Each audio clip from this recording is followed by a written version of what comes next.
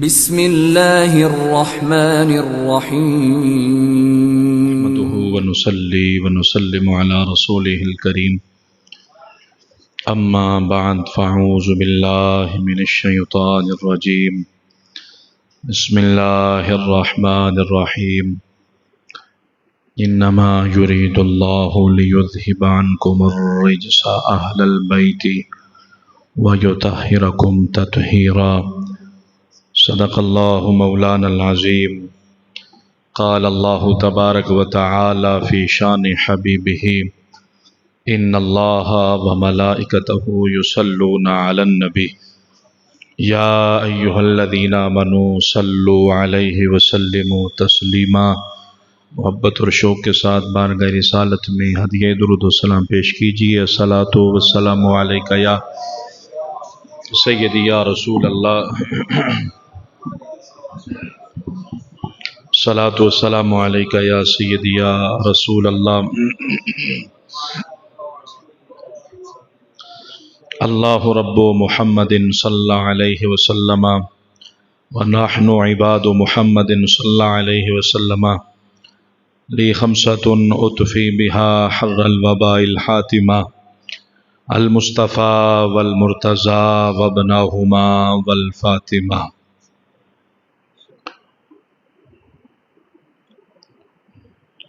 اللہ تبارک و تعالیٰ کی حمد و ثنا اور حضور تاجدار ختم نبوت صلی اللہ علیہ وآلہ واصحابہ وازواجہ واولادہ وبناتہ وبارک وسلم۔ آپ کی عالی جناب میں ہدیہ درود و سلام عرض کرنے کے بعد میرے نہایت ہی واجب الاحترام معزز و مکرم و محترم حاضرین و سامعین، اللہ تبارک و تعالیٰ کے فضل و کرم سے آج ہم اللہ کے پاک گھر میں محبوب کریم علیہ السلام کی پاک آل کا پاک ذکر سننے کے لیے حاضر ہیں۔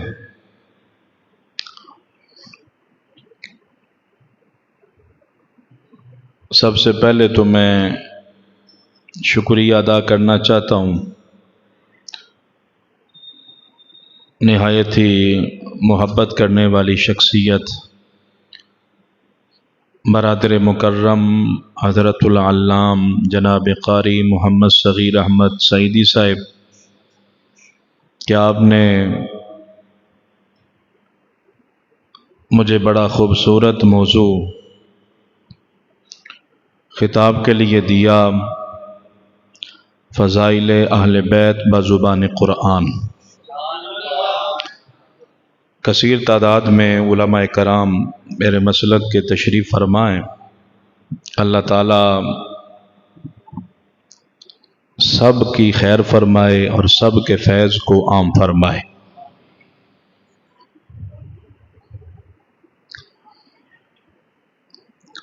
فضائل اہل بیت اور قرآن۔ سب سے پہلے تو میں آپ کے سامنے قرآن کی تعریف کروں گا کہ قرآن کہتے کس کو ہیں، اور اس کے بعد اہل بیت، ان میں کون کون شامل ہے، اہل بیت کا مصداق کون ہے، اور اس کے بعد قرآن اور اہل بیت کا آپس میں تعلق کیا ہے، اور اس کے بعد پھر قرآن کی روشنی میں اہل بیت اطہار کی عظمت و شان کو بیان کیا جائے گا، اور اس کے ضمن میں احادیث مبارکہ بھی بیان کی جائیں گی۔ یہ میرا ہوگا آج کا موضوع۔ میرے امام فرماتے ہیں، پارہائے قدس غنچہائے قدس اہل بیت نبوت پہ لاکھوں سلام۔ پارہائے صحف غنچہائے قدس اہل بیت نبوت پہ لاکھوں سلام۔ آب تطہیر سے جس میں پودے جمے اس ریاض نجابت پہ لاکھوں سلام۔ خون خیر الرسل سے ہے جن کا خمیر، خون خیر الرسل سے ہے جن کا خمیر، ان کی بے لوث طینت پہ لاکھوں سلام۔ اس بطول جگر پارہ مصطفیٰ، اس بطول جگر پارہ مصطفیٰ، حجلا ارائے عفت پہ لاکھوں سلام۔ جس کا آنچل نہ دیکھا ماہ و مہر نے، جس کا آنچل نہ دیکھا ماہ و مہر نے، اس ردائے نزاہت پہ لاکھوں سلام۔ سیدہ ظاہرہ طیبہ طاہرہ جان احمد کی راحت پہ لاکھوں سلام۔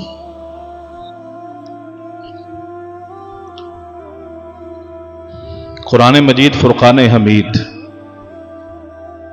یہ اللہ کی آخری کتاب ہے،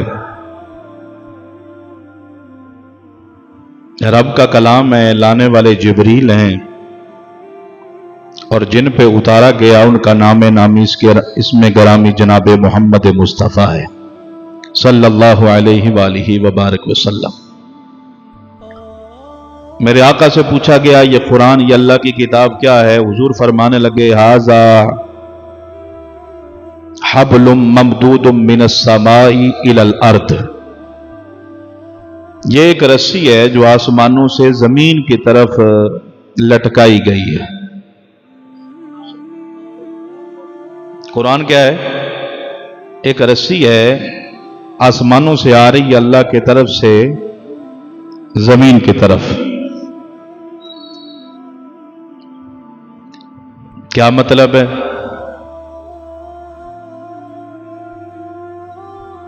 دیکھیں کنویں میں اگر کوئی بندہ گر جائے تو اس کو باہر نکالنے کا طریقہ کیا ہے؟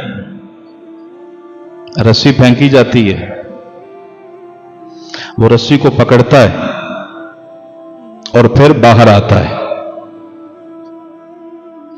وہ رسی اس کو ہلاکت سے بچا لیتی ہے، تباہ ہونے سے، غرق ہونے سے، برباد ہونے سے بچا لیتی ہے۔ یہ رسی کیا ہے؟ ذریعہ ہے، سبب ہے۔ تو فرمایا جو قرآن ہے اللہ کی کتاب ہے، یہ بھی اللہ کی طرف سے اس کے بندوں کی ایک رسی کی صورت میں آئی ہے، اس کے ذریعے بندے خدا تک پہنچ سکتے ہیں۔ جس طرح کنویں میں گرا ہوا بندہ اوپر آ سکتا ہے، اسی طرح یہ جو بندے ہیں یہ قرآن کے ذریعے اپنے رب تک پہنچ سکتے ہیں۔ تو یہ ہے قرآن۔ اہل بیت اطہار کسے کہا جاتا ہے؟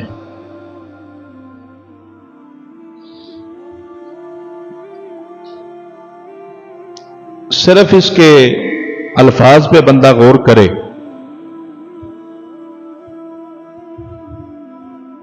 اہل بیت دونوں عربی کے لفظ ہیں۔ اہل کا معنی ہوتا ہے والا اور بیت کا معنی ہوتا ہے گھر، تو اہل بیت کا معنی کیا ہو جائے گا؟ گھر والا۔ جیسے کہتے نہیں اہل علم، کیا مطلب؟ اہل فہم، اہل محلہ۔ تو اسی طرح اہل بیت گھر والا۔ اب اہل بیت میں کون کون شامل ہے؟ یہ بڑا مسئلہ ہے۔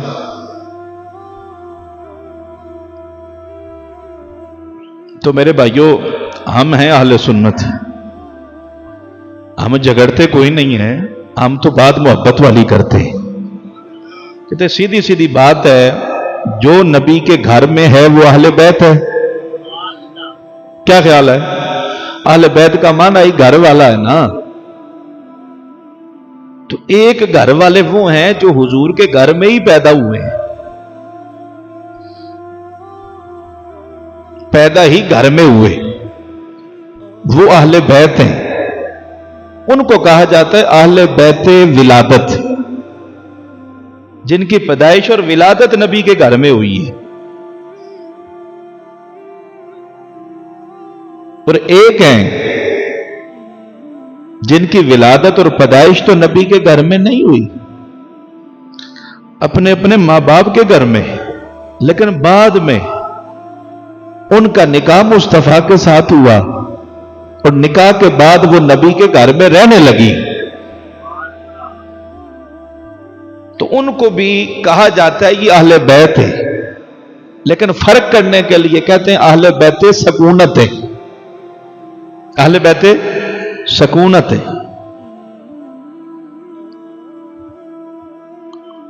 اب اہل بیت ولادت میں نبی کی چاروں شہزادیاں آ جاتی ہیں، حضرت سیدہ زینب پاک، حضرت سیدہ رقیہ پاک، حضرت سیدہ ام کلثوم پاک اور حضرت سیدہ زہرا پاک۔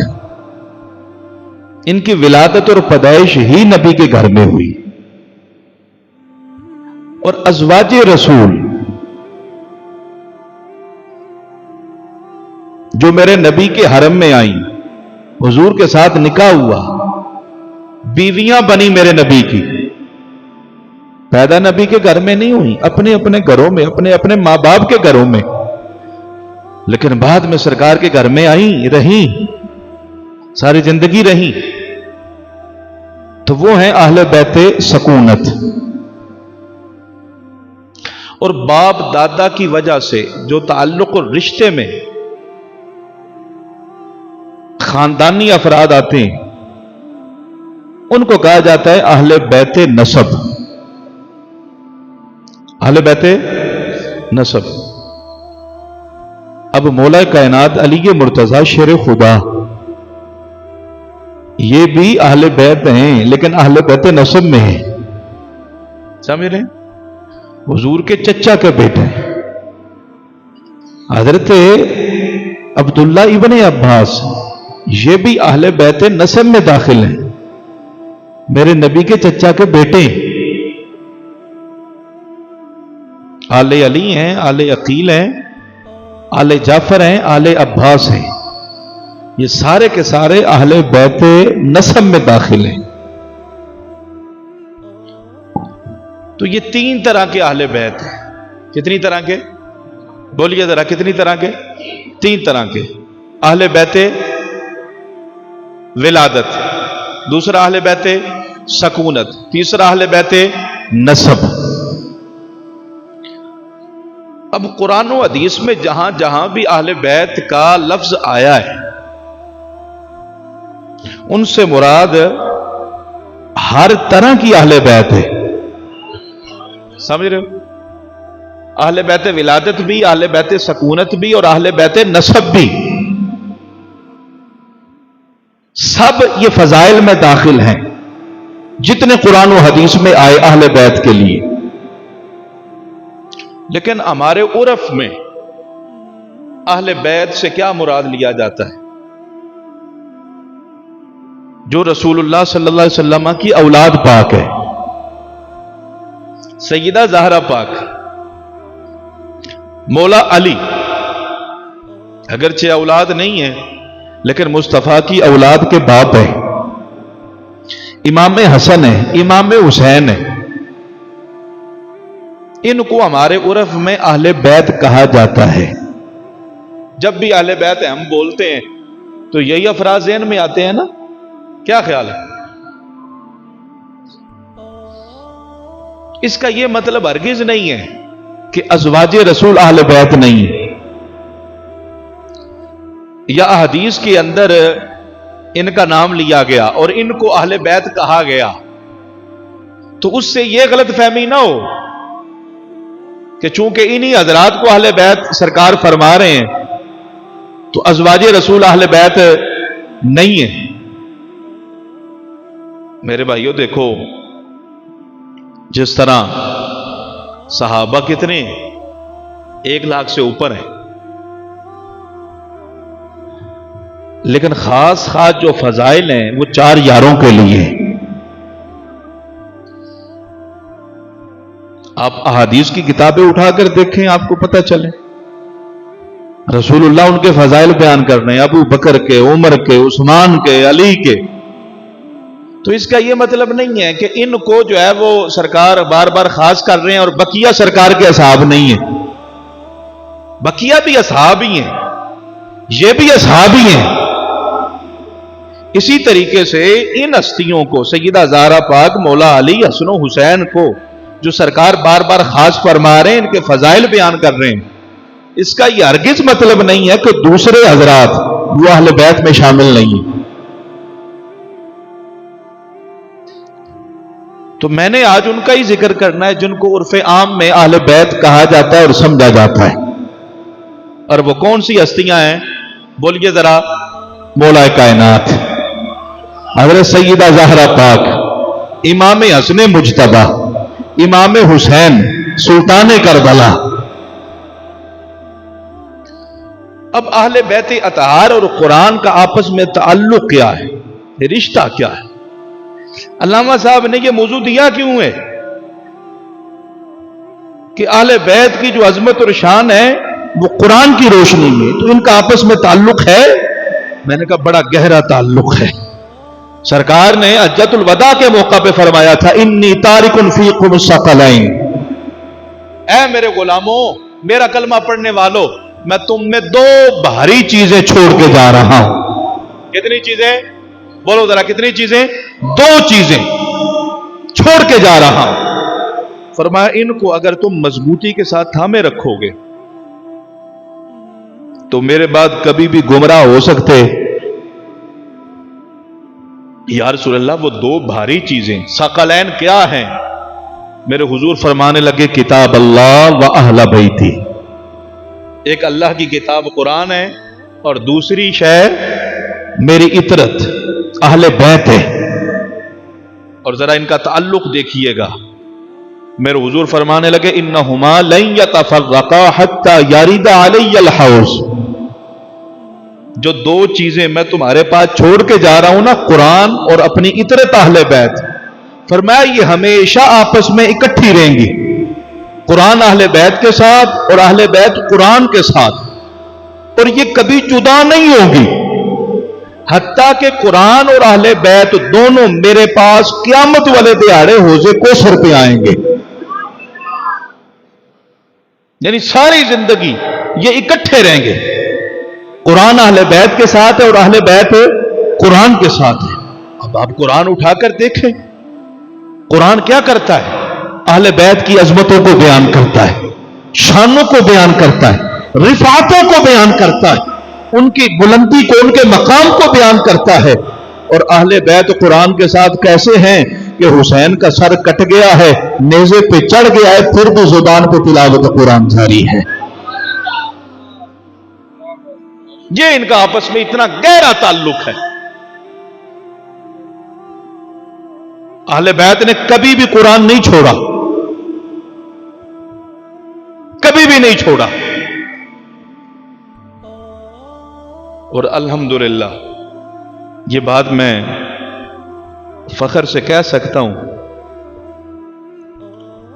کہ ہمارے پاس رب کا قرآن بھی ہے اور نبی کی آل اطرت بھی ہے.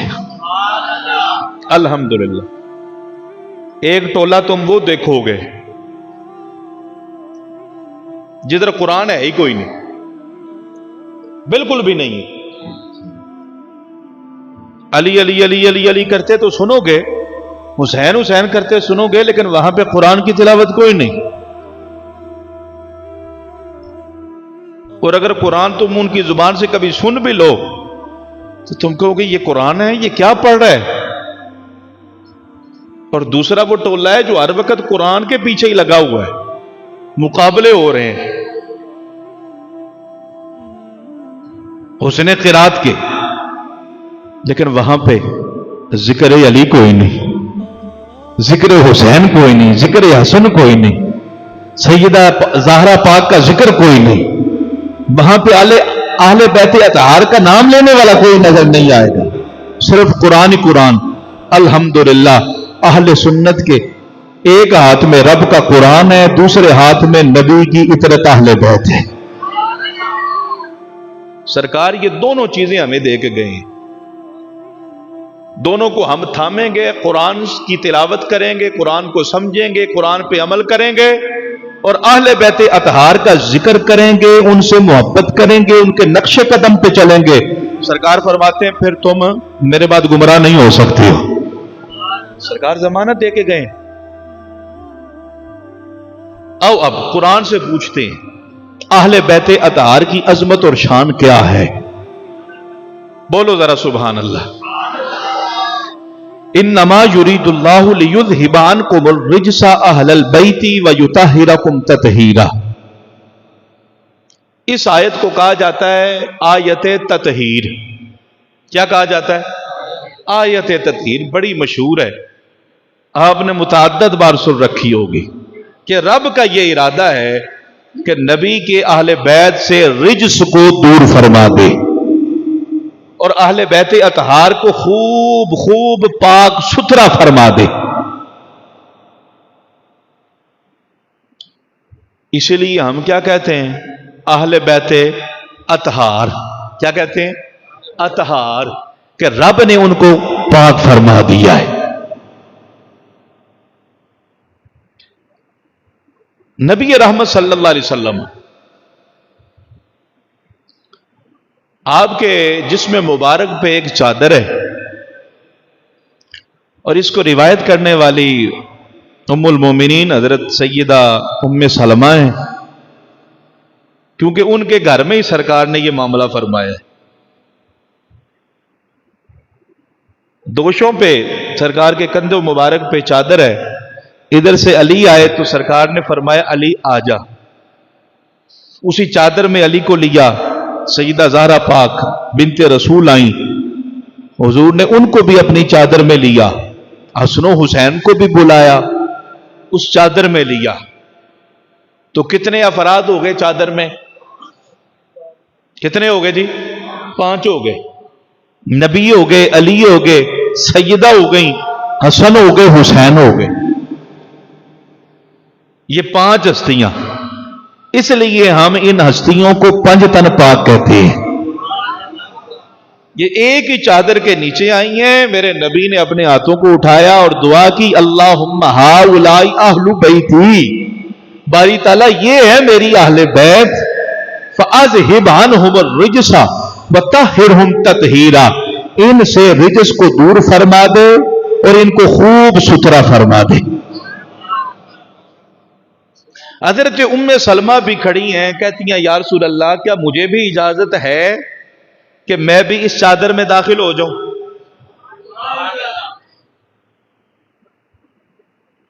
میرے آقا نے فرمایا کہ تو اپنی جگہ پہ ٹھہر، ادھر ہی رہ، انکی علی خیر، تو پہلے ہی بہتری پہ ہے۔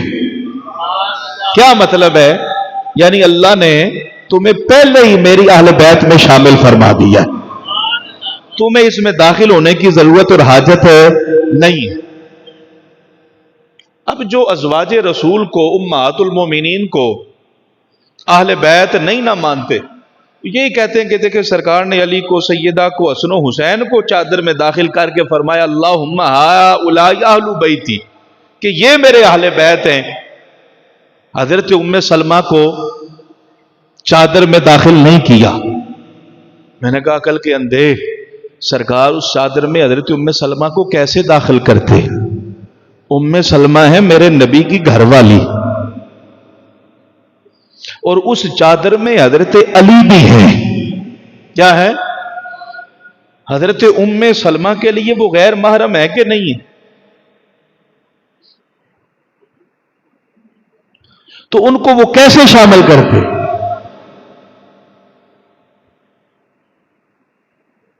تو نبی رحمت صلی اللہ علیہ وسلم نے ان ہستیوں کو چادر مبارک میں داخل کر کے ان کے لیے دعا فرمائی ہے،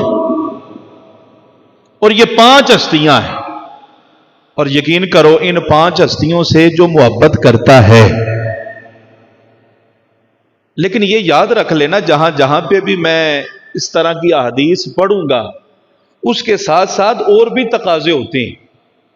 کوئی یہی نہیں ہے کہ صرف یہ چیز ہوگی تو بس جنت پکی ہے۔ نبی رحمت صلی اللہ علیہ وسلم نے حسن و حسین کو بلایا صحابہ کے مجمع میں. میرے حضور فرمانے لگے من احبنی و احب ہذین و اباہما و امہما کان معی فی درجۃ یوم القیامہ. فرمایا جو بندہ مجھ سے محبت کرتا ہے، یہ حسن و حسین سے محبت کرتا ہے اور ان کے بابا علی سے محبت کرتا ہے اور ان کی ماں سیدہ زہرا پاک سے عقیدت رکھتا ہے. کتنی ہستیاں ہو گئی جی؟ بولو ذرا، جس کی زبان اپنی ہے بولو ذرا. یہ ہے پانچ تن پاک. فرمایا مجھ سے محبت کرے، حسن و حسین سے محبت کرے، علی سے محبت کرے، سیدہ سے محبت کرے. یا رسول اللہ ملے گا کیا؟ فرمایا کانا مائی فی درجۃ یوم القیامہ. قیامت والے دہاڑے اللہ جنت میں جو جگہ مجھے عطا فرمائے گا وہی جگہ میرے غلام اور 5 تن پاک کے غلاموں کو عطا فرما دے گا. یہ کتنی بڑی عظمت ہے، شان ہے بھائی. یعنی میں یہ کہہ سکتا ہوں کہ جو نمازی ہے اس کو جنت ملے گی، جو روزہ رکھنے والا اسے جنت ملے گی، جو حج کرنے والا اسے جنت ملے گی، جو اللہ اللہ کرنے والا اسے جنت ملے گی. لیکن جو 5 تن پاک کی غلامی کرنے والا ہے اسے صرف جنت نہیں ملے گی، جنت کے مالک جناب محمد مصطفیٰ مل جائیں گے.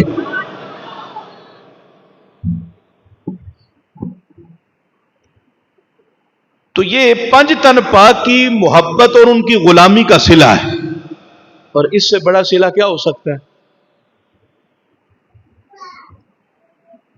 کئی کہتے ہیں یار یہ بات سمجھ کوئی نہیں آتی، کہاں پہ سرکار نبیوں کے تاجدار اور کہاں پہ ہم گناہگار، اور جگہ ایک ہی ہو، جگہ ایک ہی ہو. یہ تو بہت بڑھا نہیں دیا آپ نے. میں نے کہا میں نے کوئی نہیں بڑھایا، یہ تو سرکار نے فرمایا. بات تو سمجھنے کی ہے نا. اور میرے بھائیوں،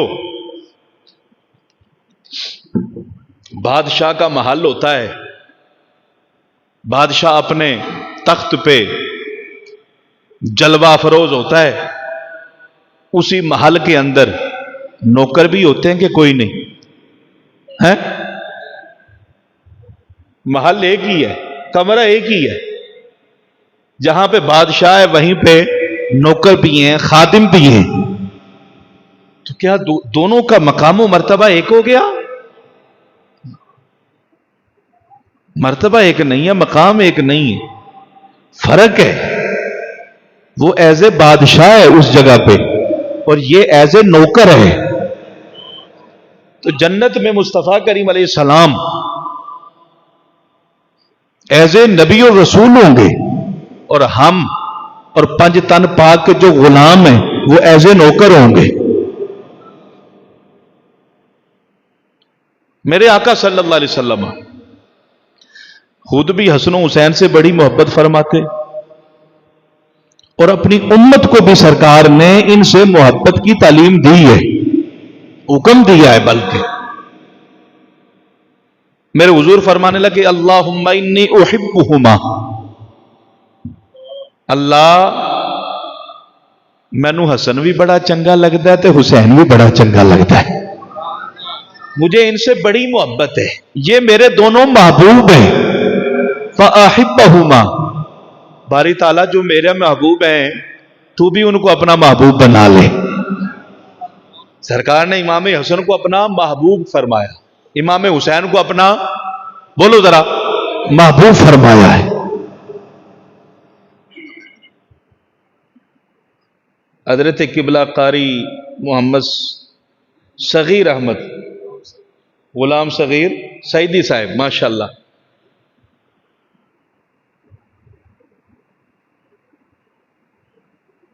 یہ آج رات سوئیں،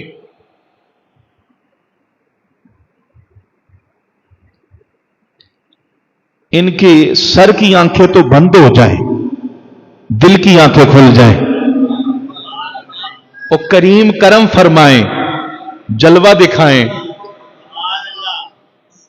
سرکار کا دیدار نصیب ہو جائے، اور حضور ان سے فرمائیں او میرا غلام، او میرا غلام،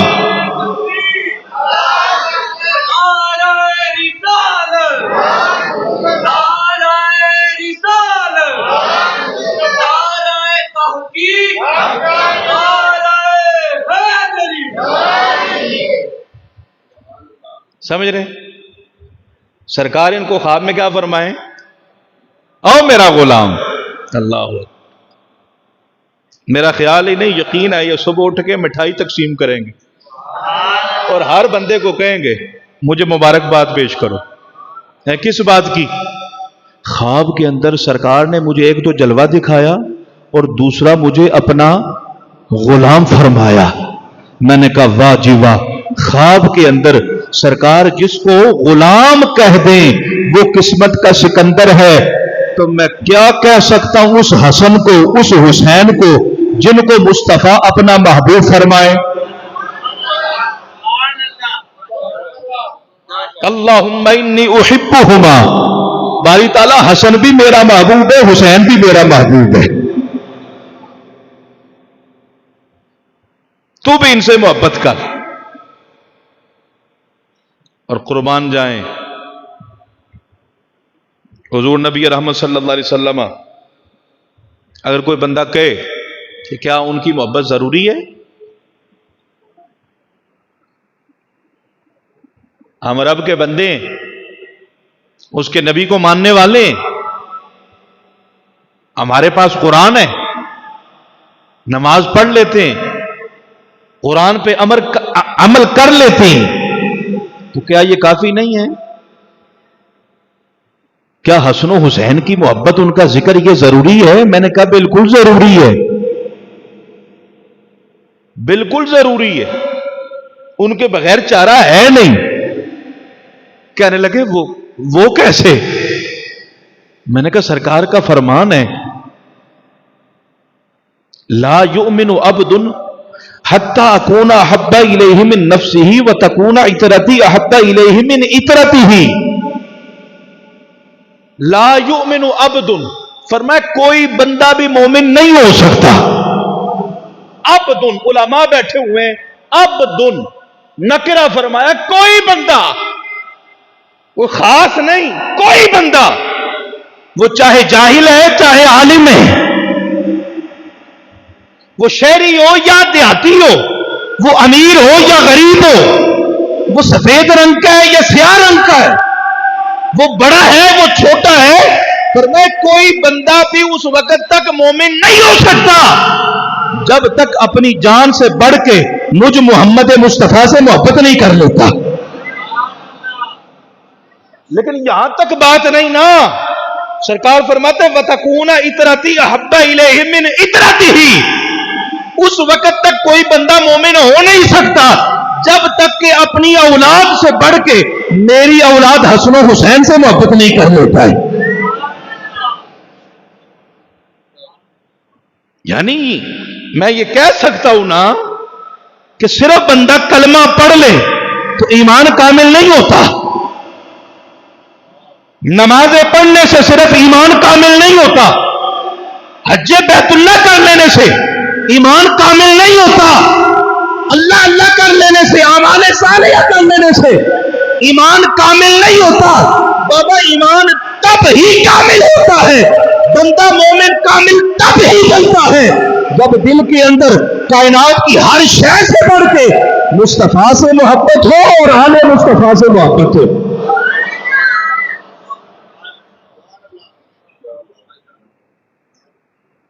تو بھائی قرآن اپنی جگہ پہ ضروری ہے، نماز اپنی جگہ پہ ضروری ہے، حج اپنی جگہ پہ ضروری ہے، رمضان کے روزے اپنی جگہ پہ ضروری ہیں، اور محبت اہل بیت اپنی جگہ پہ ضروری ہے۔ سارے اعمال کر لیں لیکن ان سے محبت ہی کوئی نہیں،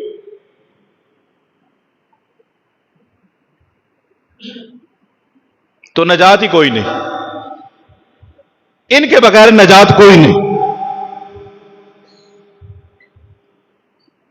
میرے آقا فرماتے ہیں لو ان رجلا صعد بین الرکن والمقام فصلى وصام ثم مات وهو مبغض لآل بیت محمد دخل النار۔ ایک بندہ اپنے گھر سے اٹھتا ہے اور کدھر جاتا ہے؟ بیت اللہ شریف کی طرف۔ اب لاہور سے نکلا بیت اللہ شریف کی طرف. اور یہ نہیں کہ حج کر کے واپس آ جائے گا، عمرہ کر کے واپس آ جائے گا، نہیں، نکلا ہے ساری زندگی کے لیے. اب یہ کتنی بڑی قربانی ہے. گھر کو چھوڑا، بچوں کو چھوڑا، بیوی کو چھوڑا، والدین کو چھوڑا، رشتہ داروں کو چھوڑا، دوست احباب کو چھوڑا، اہل محلہ کو، اپنے وطن کو چھوڑ کے وہ پہنچا ادھر. اور وہاں جا کے اس نے خیمہ لگا لیا. کدھر؟ مکہ شریف گئے ہوئے ہو؟ ماشاءاللہ. جو نہیں گئے اللہ تعالیٰ ان کو بھی لے جائے.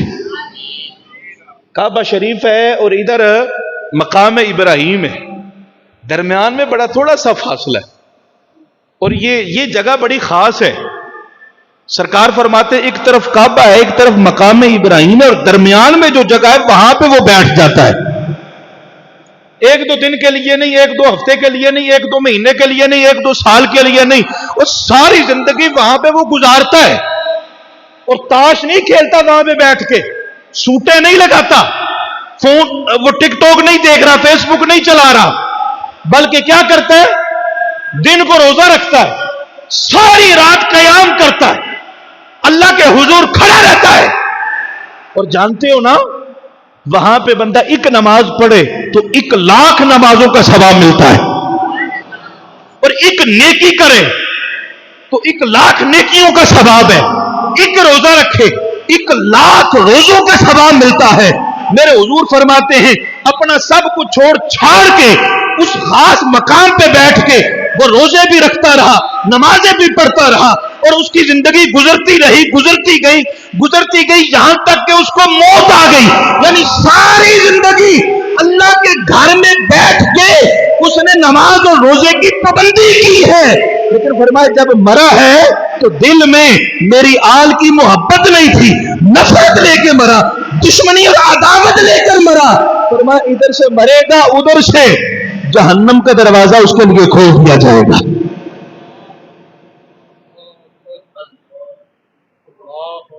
میں یہی عرض کر رہا ہوں، نماز کی اہمیت اپنی جگہ پہ ہے، روزے اور زکوٰۃ کی اہمیت اپنی جگہ پہ، لیکن اہل بیت اطہار کی محبت پھر بھی ضروری ہے. محبت اہل رسول کے بغیر چارہ، ان کے بغیر چارہ کوئی نہیں.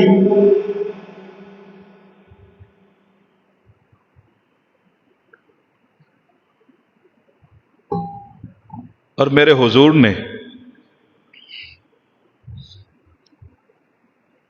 محبت کر کے دکھائی ہے.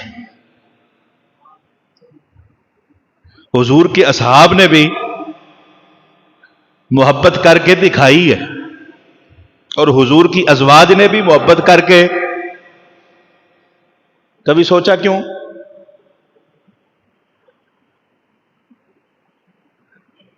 جو کہے نا کہ بس ہم حضور کو ماننے والے ہیں، ہمیں صرف سرکار سے عشق ہے، تو اگر سرکار سے عشق ہے تو سرکار نے بھی حسن و حسین سے محبت کی ہے. اگر تو صرف سرکار کو ماننے والا ہے، ان کا نام لیوا ہے، تو بھی تجھے حسن و حسین سے محبت کرنی پڑے گی. اور اگر تو اصحاب رسول کا بڑا شیدائی ہے، مجنون ہے، تو بڑا نام لیتا ہے اصحاب رسول کا، تو پھر دیکھنا اصحاب رسول نے بھی حسن و حسین سے کتنی محبت فرمائی ہے، محبت کر کے بتایا ہے. اگر تم ہمارے غلام ہو تو پھر حسن و حسین سے محبت کرو نا. اور ازواج رسول کا اگر کوئی بڑا نام لیوا ہے تو انہوں نے بھی حسن و حسین سے بڑی محبت کی ہے. اور کیسی محبت، قربان جائیں، قربان ہی جائیں. میرے نبی حسن و حسین کو اپنے کندھوں پہ اٹھا لیا کرتے تھے. کبھی اکیلے حسن کو اٹھاتے، کبھی اکیلے حسین کو اٹھاتے، اور بعض اوقات ایک کندھے پہ حسن کو اور دوسرے کندھے پہ حسین کو. بڑی ٹھنڈی سبحان اللہ فرما رہے ہو یار آپ. اور میں ہوں مجبور، کیونکہ علامہ صاحب نے فرمایا کہ تقریر آپ نے جمالی کرنی ہے، لیکن آپ تو مجبور نہیں ہو نا سبحان اللہ کہنے میں. آپ بلند آواز سے سبحان اللہ کہہ سکتے ہو، تواڈے تے کوئی پابندی نہیں. اور بلند آواز سے سبحان اللہ. یار دیکھو تو صحیح یار. ایک کندھے پہ حسن ہے اور ایک کندھے پہ، چلو پہلے یہ سمجھ لو، مولا کائنات علی مرتضیٰ شیر خدا فرماتے ہیں جو میرا بیٹا حسن ہے نا وہ سر سے لے کر سینہ مبارکہ تک مصطفیٰ جیسا ہے، اور جو میرا بیٹا حسین ہے وہ سینہ مبارکہ سے لے کر قدمین شریفین تک وہ بھی مصطفیٰ جیسا ہے. اب ذرا اس چیز کو سمجھیے، مصطفیٰ کے ایک کندھے پہ حسن ہے، دوسرے کندھے پہ حسین ہے. دیکھنے والے کیا دیکھتے ہیں؟ سامنے مصطفیٰ ہیں اور کندھوں پہ تصویر مصطفیٰ ہے. سبحان اللہ سبحان اللہ سبحان اللہ. اور یار غور تو کرو یار، کس نبی کے کندھوں پہ حسن و حسین سوار ہے؟ میں آپ کو دعوت دینا چاہتا ہوں، تھوڑا سا غور کریں، تھوڑی سی فکر کریں، یہ کس نبی کے کندھوں کے اوپر حسن و حسین سوار ہیں؟ بتاؤں ذرا آپ کو، ایک جھلک دکھاؤں. میں نے کہا حسن و حسین اس نبی کے کندھوں کے اوپر سوار ہے جس نبی کے قدموں کے نیچے جبریل اپنے ہونٹ رکھتا ہے.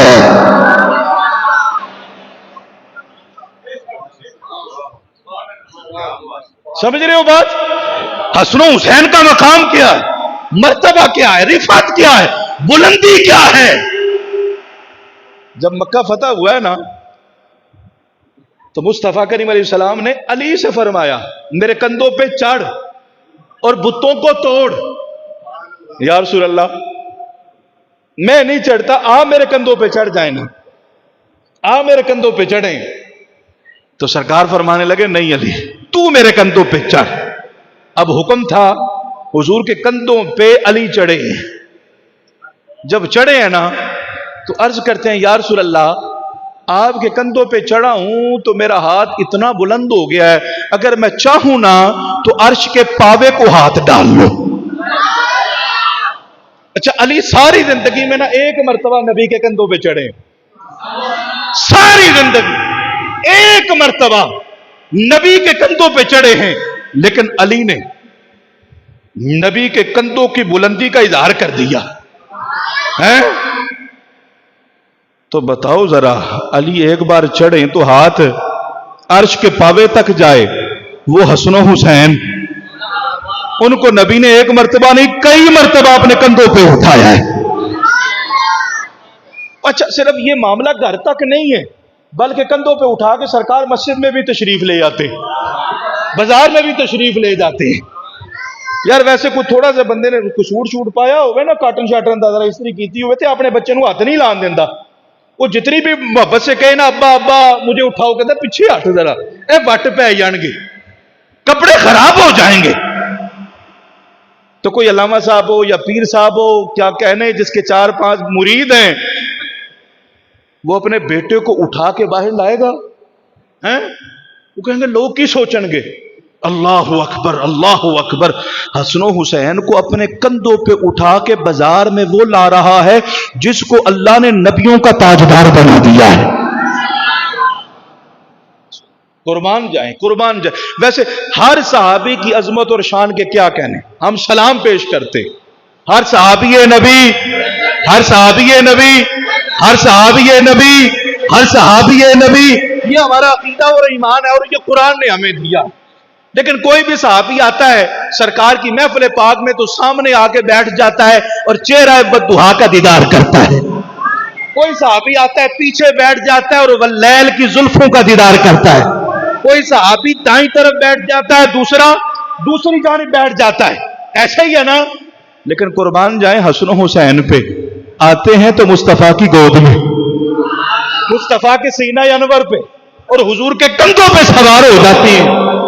اور کیا کہنے حسن و حسین کے، مصطفیٰ نماز میں سجدہ اپنے سجدے میں سر اپنا زمین پہ رکھتے ہیں اور پشت پہ حسن و حسین سوار ہو جاتے ہیں. سرکار نے محبت کر کے دکھائی ہے، جو بھی میرا غلام ہوگا وہ حسن و حسین سے ضرور محبت کرے گا. اور پھر افضل البشر بعد الانبیاء بالتحقیق جناب سیدنا ابو بکر صدیق یہی عقیدہ ہے اہل سنت کا کہ نبیوں اور رسولوں کے بعد ساری انسانیت میں سب سے زیادہ بلند و بالا جو رتبہ ہے وہ جناب سیدنا ابو بکر صدیق کا ہے. آپ خلیفہ ہیں، زمانہ خلافت آپ کا ہے. مسجد نبی شریف میں آپ نے نماز عصر ادا کی ہے اور مولا علی نے آپ کے پیچھے کھڑے ہو کے نماز عصر پڑھی ہے. بات سمجھ رہے ہو؟ ابو بکر صدیق مصلی امامت پہ ہیں اور مولا علی پیچھے کھڑے ہیں. نماز سے فارغ ہوئے تو ابو بکر صدیق نے مولا علی کا ہاتھ تھاما ہے. کیا خوبصورت منظر ہے. دونوں باہر نکلے تو کیا دیکھا؟ امام حسن مجتبیٰ بچوں کے ساتھ کھیل رہے ہیں. حضرت ابو بکر صدیق نے امام حسن مجتبیٰ کو دیکھا تو مصطفیٰ کی یاد آ گئی، کیونکہ امام حسن مجتبیٰ کا جو چہرہ انور ہے وہ مصطفیٰ جیسا ہے. ہائے ہائے، سرکار جو یاد آئے تو فرط محبت میں ابو بکر صدیق نے اٹھایا، چوما، سینے کے ساتھ لگایا اور اپنے کندھوں پہ بٹھا دیا اور فرمانے لگے بھی ابھی انت شبیہم بن نبی لیس شبیہم بعلی. حسن تجھ پہ ابو بکر کا باپ قربان ہو جائے، میرا باپ تجھ پہ قربان، تو بیٹا علی کا ہے لیکن تیرے چہرے سے جو حسن و جمال ہے وہ نبی کا نظر آتا ہے.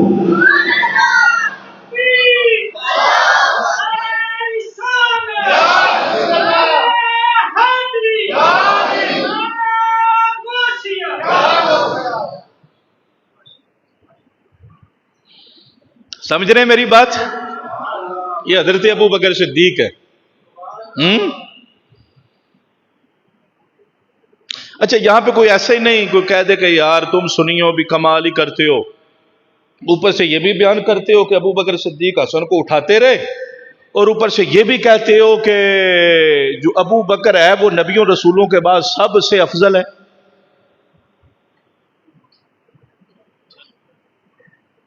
سنیے، تم بھی کمال ہی کرتے ہو. یا پھر یہ بیان نہ کرو، یہ بیان کرنا پھر وہ بات نہ کرو. بھائی جو افضل ہو وہ دوسرے کو کیسے اٹھائے گا؟ میں نے کہا بڑی خوبصورت دلیل پیش کی تم نے. افضل کیا دوسرے کو نہیں اٹھا سکتا؟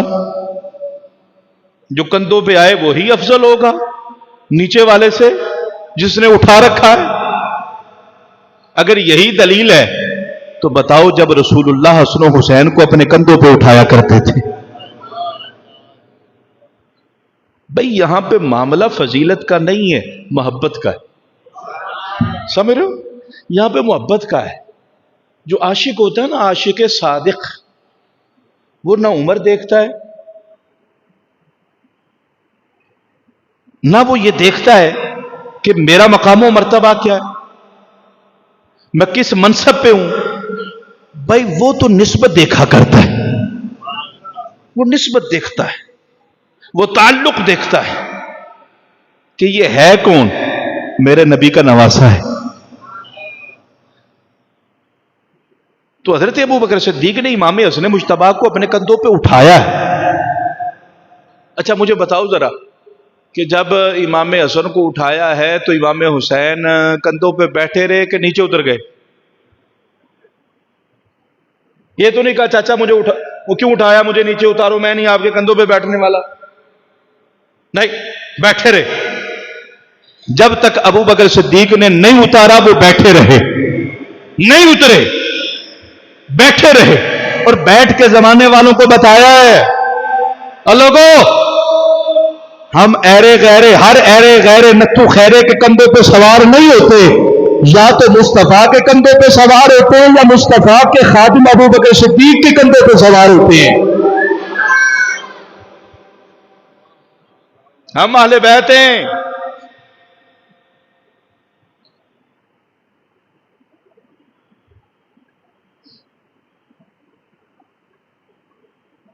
سمجھو عظمت اہل بیت کو، مقام حسن و حسین کو سمجھو. غزوہ احد شریف ہے، نبی رحمت صلی اللہ علیہ وسلم کا چہرہ انور زخمی ہوا. حضور کے ایک صحابی ہیں حضرت مالک ابن سنان، بوڑھے صحابی ہیں، ان کے بیٹے بھی صحابی ہیں، اور غزوہ احد میں باپ بھی آیا ہے، بیٹا بھی آیا ہوا ہے۔ باپ کی خواہش یہ ہے کہ میں لڑتے ہوئے مصطفیٰ کے قدموں میں اپنی جان کو قربان کر دوں، اور بیٹا کہتا ہے میرا ارادہ یہ ہے کہ میں مصطفیٰ کے قدموں پہ اپنی جان کو قربان کر دیتا ہوں۔ نبی رحمت صلی اللہ علیہ وسلم آپ کا مقدس چہرہ جب زخمی ہوا اور خون بہنا شروع ہوا، حضرت مالک ابن سنان آگے بڑھے ہیں، کہتے ہیں یا رسول اللہ اجازت ہے میں اس خون کو روک دوں؟ یار آپ کا محبوب ہو، آپ کا پیارا ہو، آپ جس کو چاہتے ہو اس کا خون بہ رہا ہو تو آپ کیسے روکیں گے؟ کپڑا لیں گے، رومال لیں گے، ٹشو لیں گے، اور زیادہ ہی بڑی محبت ہے تو اپنے کپڑوں سے صاف کریں گے، اپنا ہاتھ لگائیں گے۔ قربان جائیں حضور کے صحابی حضرت مالک ابن سنان پہ، کہتے ہیں یا رسول اللہ اجازت ہے؟ سرکار نے جو اجازت دی نا تو جہاں سے خون نکل رہا تھا حضرت مالک ابن سنان نے وہاں پہ اپنے ہونٹ رکھ دیے، ہائے ہائے ہائے، وہاں پہ اپنے ہونٹ رکھے ہیں اور مقدس خون کو چوس لیا ہے، خون آنا بند ہو گیا۔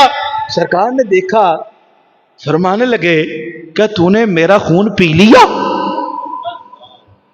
کیا تو نے میرا خون پی لیا؟ تو مسکرا کے کہتے ہیں جی یا رسول اللہ میں نے پی لیا۔ اور میرے بھائیوں یہ یاد رکھ لینا، علماء بیٹھے ہوئے ہیں، دنیا کا کوئی فرد جب اس کے جسم سے خون نکلتا ہے تو وہ خون ناپاک ہوتا ہے، وہ جسم کے جس حصے پہ لگ جائے وہ حصہ ناپاک ہے، کپڑے کے جس جگہ پہ لگے وہ کپڑا ناپاک ہے، وہ حصہ ناپاک ہے،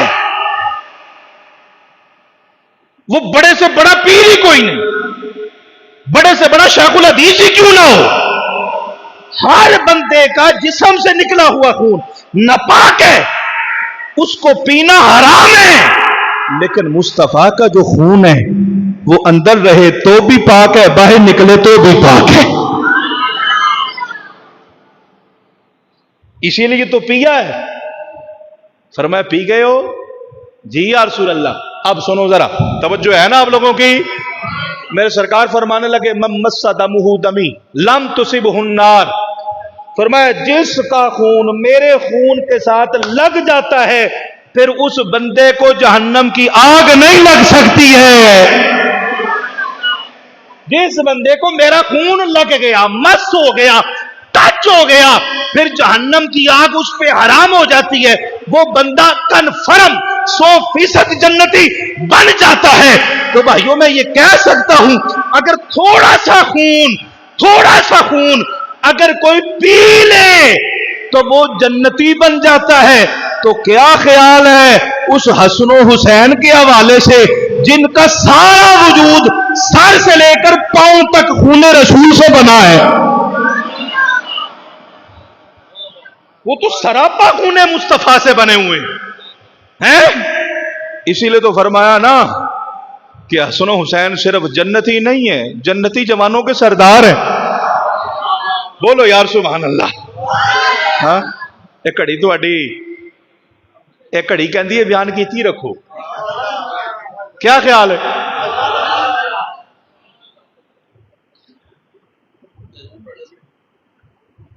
بولو سبحان اللہ، میں آگے آپ کو بتاؤں۔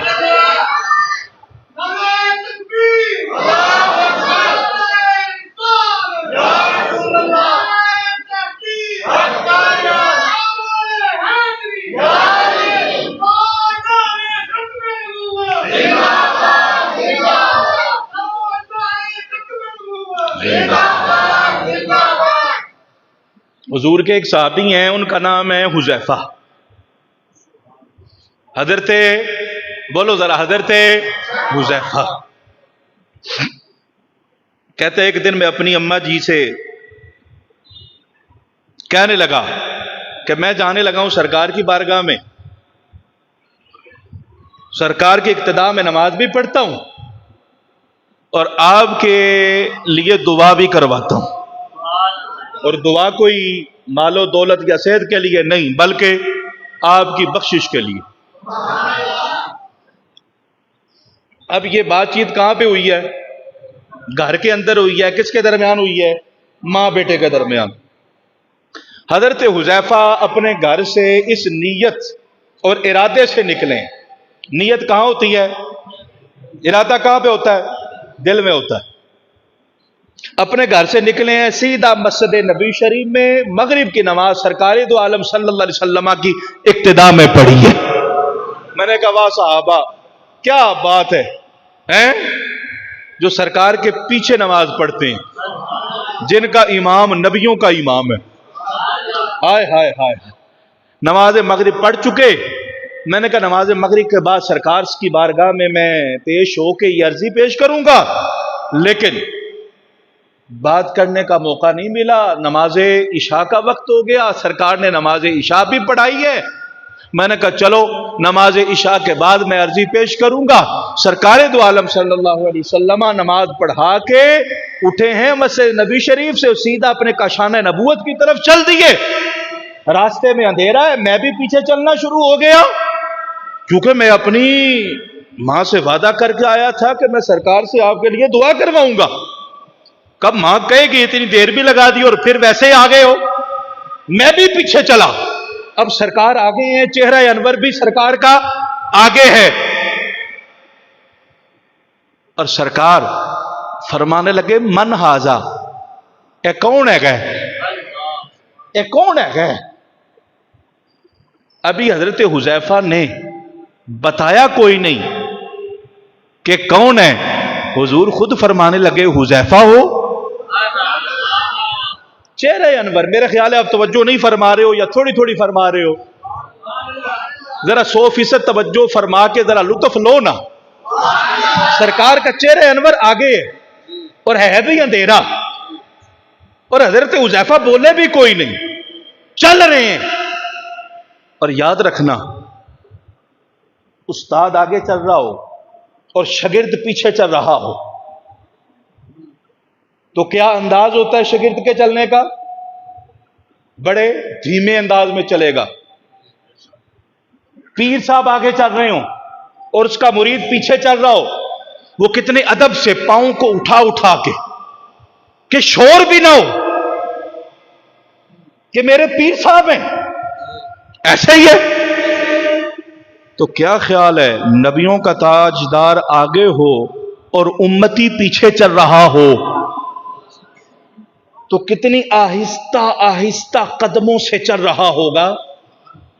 اور امتی بھی کوئی ہم جیسا نہیں ہے, وہ نبی کا صحابی بھی ہے, جنہوں نے ہمیں مصطفیٰ کا ادب کرنا سکھایا ہے. وہ کس ادب سے چل رہے ہوں گے,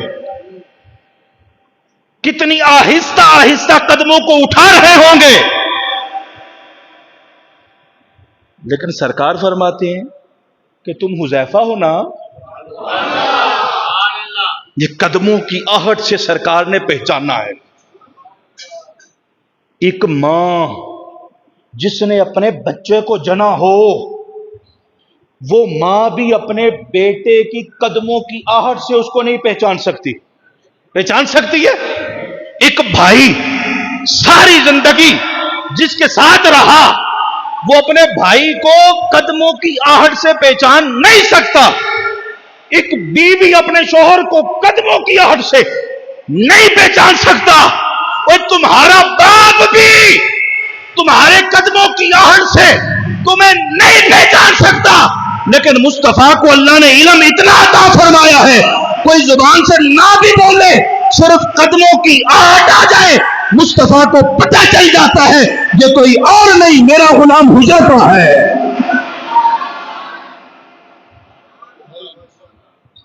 یہ قدموں کی آہٹ ہے. کل تو نام, سرکار نے فرمایا حذیفہ ہو. جی یا رسول اللہ.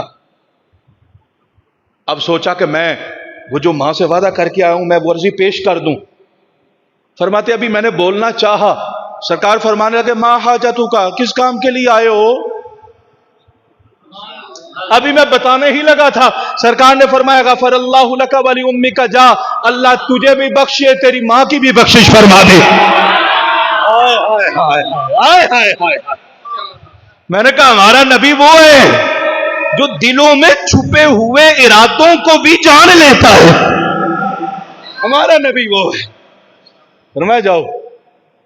اب حضرت حذیفہ وہ جو جس کام کے لیے آئے تھے وہ تو کام ہو گیا تھا اور بن کہے ہو گیا ہے.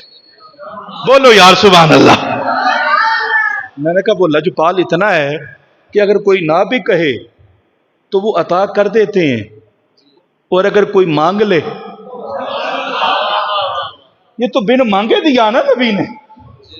اگر اس نبی سے مانگا جائے وہ نبی پھر کتنا عطا فرماتا ہے.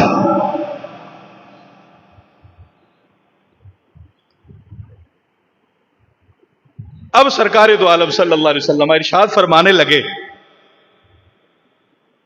کہ ان ھذا ملک لم ينزل الارض قط قبل هذه الليلہ.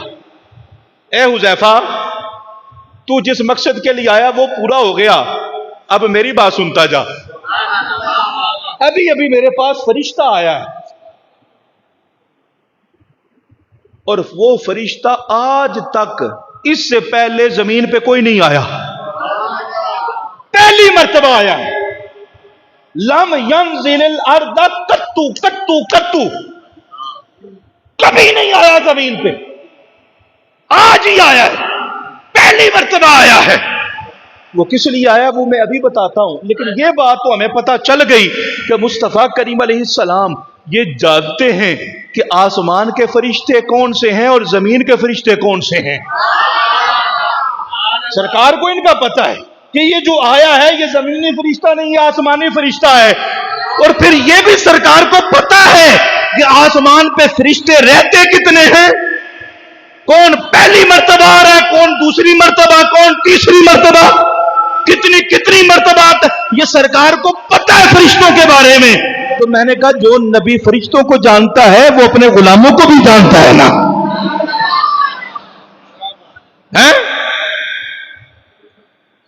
میرے حضور فرمانے لگے ان ھذا ملک لم ينزل الارض قط قبل هذه الليلہ. پہلی مرتبہ ہی آیا فرشتہ اور سرکار نے اس کے آنے کی وجہ بھی بیان کی اور کیفیت بھی بیان کی. فرمایا استاذن ربہ, ایویں نہیں آ گیا, اپنے رب کو اجازت لے کر آیا ہے.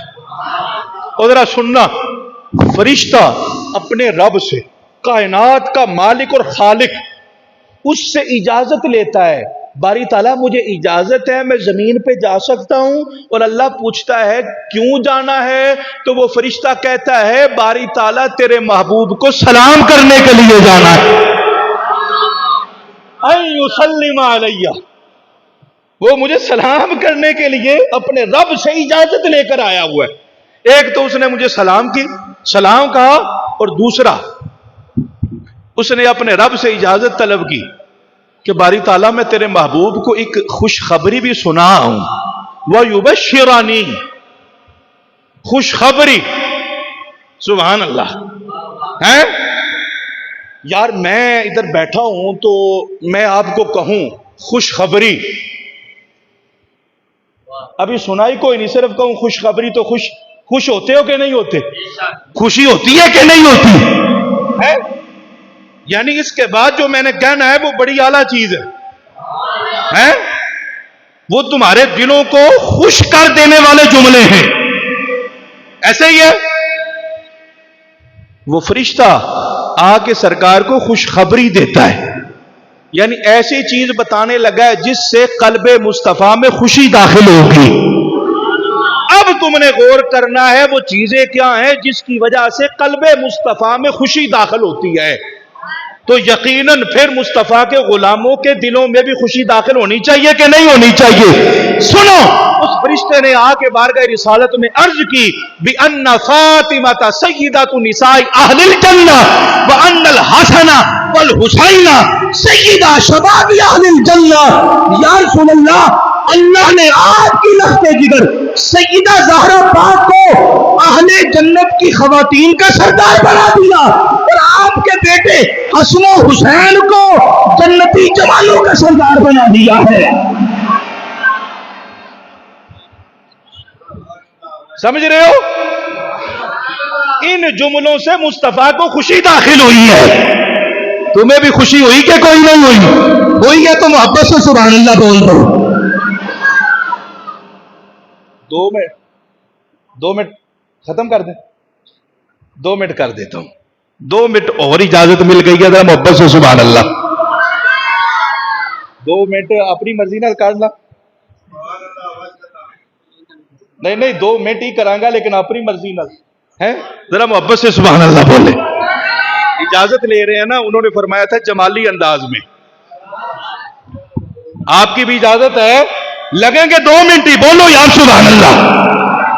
اب یہ جو کہتے ہیں ایک طرف سے حسین حسین بھی کہتے نعرہ لگاتے, اور دوسری طرف سے کہتے حسین کربلا میں پانی کو ترستا رہا, پانی کو ترستا رہا. میں نے کہا اپنی بکواس بند کر. حسین پانی کو نہیں ترستا رہا, پانی لبے حسین کو ترستا رہا ہے. یہ کوئی حسینیت نہیں, یہ محبت حسین کوئی نہیں. حسین کو محتاج بنا دے, اور کس کا؟ پانی کا. میں نے کہا تجھے مقام حسین کا پتہ ہی کوئی نہیں, رفعت حسین کا پتہ ہی نہیں, بلندی حسین کا پتہ ہی نہیں. اور حسین کون ہے؟ جس نے اپنی ماں کا دودھ باغ میں پیا ہے. مصطفیٰ کی زبان پہلے دوسری ہے. ایک آدمی وہ بزرگ کہتے ہیں میں نے اس کو دیکھا, وہ نہ پانی پیتا ہے دن میں نہ رات میں, اور ایک دن نہیں, ایک ہفتہ نہیں, کئی مہینے میں دیکھتا رہا اور مشاہدہ کرتا رہا, وہ پانی کوئی نہیں پیتا. میں نے اس سے پوچھا تجھے پیاس کوئی نہیں لگتی؟ تو پانی نہیں پیتا, پانی کے بغیر بندہ زندہ رہ سکتا ہے؟ پیاس نہیں لگتی؟ اس نے کہا کوئی نہیں لگتی. اسے کو تو انسان ہے کہ جن نے کہا انسان ہوں الحمدللہ, پھر پیاس کیوں نہیں لگتی؟ کا وجہ یہ ہے کہ میں حضور کے اصحاب پہ بھونکا کرتا تھا, ابو بکر و عمر و عثمان کو گالیاں دیتا تھا, صرف میں ایک کی نام لیتا تھا, کیا؟ علی علی علی علی علی. بقیہ جتنے سرکار کے صحابہ ہیں ان کو میں برا بلا کہتا, ان کو برا کہنا میں عبادت سمجھتا تھا. کہ ایک رات میں سویا تو میں نے کیا دیکھا کہ قیامت برپا ہے, لوگ دوڑ رہے ہیں, نفسا نفسی کا عالم ہے, اور مجھے بڑی شدت کی پیاس لگی ہے. کہ میں نے لوگوں سے پوچھا کہ یہ حوض کوثر کدھر ہے؟ لوگوں نے بتایا ادھر. میں دوڑا ادھر تاکہ میں جا کے وہاں سے پانی پیوں. کہتے میں نے کیا دیکھا, حوض کوثر کے 4 کنارے ہیں اور چاروں کناروں پہ مصطفیٰ کے 4 یار بیٹھے ہوئے, ابو بکر و عمر و عثمان. میں نے کہا میرا ان سے کیا لینا دینا, میں ہوں علی کا ملنگ, علی کا نوکر, میں تو علی سے پانی پیوں گا. یا علی پیاس بڑی لگی ہے, آپ کا ملنگ آیا ہے, پانی پلائیں. فرماتے علی نے جو مجھے دیکھا تو دھکا دیا, فرمایا دفع ہو جاؤ. میں نے کہا یا علی ساری زندگی آپ کا نام لیا, آپ مجھے دھتکار رہے ہیں. تو مولا علی نے فرمایا جو ابو بکر کا کچھ نہیں لگتا وہ میرا بھی کچھ نہیں لگتا, جو عمر کا کچھ نہیں لگتا وہ میرا بھی کچھ نہیں لگتا, جو عثمان کا کچھ نہیں لگتا وہ میرا بھی کچھ نہیں لگتا. میں تو ادھر تڑپ گیا, مر گیا. یار جس کا نام لیا اور جس کی وجہ سے میں نے دوسروں کو برا بلا کہا, آج اس نے مجھے منہ نہیں لگایا. کہا میں کیا دیکھتا ہوں, ایک بڑی خوبصورت شخصیت آ رہی ہے. میں نے پوچھا یہ کون ہے؟ کہا یہ مصطفیٰ ہے. میں دوڑا ان کی بارگاہ میں, یا رسول اللہ مجھے بڑی شدت کی پیاس لگی ہے, اور میں نے علی سے جا کے پانی مانگا اور علی نے مجھے دیا کوئی نہیں. یا رسول اللہ آپ ہی مجھے پانی پلا دیں, میں آپ کا امتی ہوں, کلمہ پڑھنے والا ہوں. سرکار نے فرمایا جسے علی پانی نہیں دیتے اسے نبی بھی پانی کو نہیں دیتے. یا رسول اللہ میرا جرم کیا ہے, گناہ کیا ہے؟ فرمایا تیرا سب سے بڑا جرم یہ ہے کہ تو میرے 3 یاروں کو بھونکتا ہے, بکواس کرتا ہے. کہا یا رسول اللہ مجھے پتہ چل گیا اگر میں توبہ کروں تو میری توبہ ہو سکتی ہے, معافی مجھے مل سکتی ہے. تو سرکار نے فرمایا ہاں معافی بھی مل جائے گی, اور میں اپنے ہاتھوں سے تمہیں جام کوثر بھی عطا فرما دوں گا. کہتے میں نے توبہ کی ہے, سرکار نے اپنے ہاتھوں سے پیالہ پانی کا مجھے عطا فرمایا, میں نے وہ پیا. جب میں اٹھا ہوں وہ آدمی کہتا ہے وہ دل گیا, آج کا دن آیا, مجھے کبھی پیاس نہیں لگی تو میرے بھائیوں آخری جملہ اور میری تقریر ختم ہے. میں نے کہا خواب کے اندر جو مصطفیٰ کے ہاتھوں سے ایک پیالہ پانی کا پی لے اسے ساری زندگی پیاس نہ لگے تو وہ حسین جس کے پیٹ میں سب سے پہلے مصطفیٰ کا لواط دان شریف کیا ہو، جس نے مصطفیٰ کی زبان چوسی ہو، وہ حسین پیاسا ہے، وہ مانگتا ہے، وہ ترلے کرتا ہے مجھے پانی دے دو، مجھے پانی دے دو. یہ حسینیت کوئی نہیں. ہاں حسین بادشاہ ہے اور بادشاہ محتاج ہے. اللہ تعالی ہمیں حسین پاک رضی اللہ تعالیٰ عنہ کی محبت عطا